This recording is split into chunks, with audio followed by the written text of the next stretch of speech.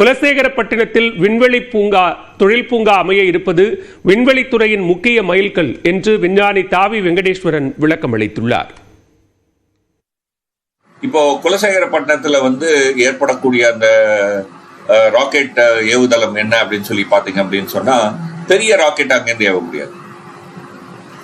இஸ்ரோனுடைய SSLV அப்படின்னு சொல்லக்கூடிய சிறு ரக ராக்கெட் அதுதான் ஏவ முடியும்.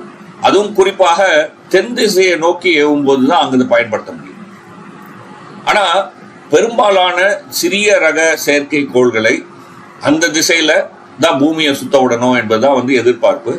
அதனால சிறு ரக செயற்கைக்கோள்களுக்கான ஏவுதளமாக அது அமையும் அப்படின்னு சொல்லி எதிர்பார்க்கிறாங்க.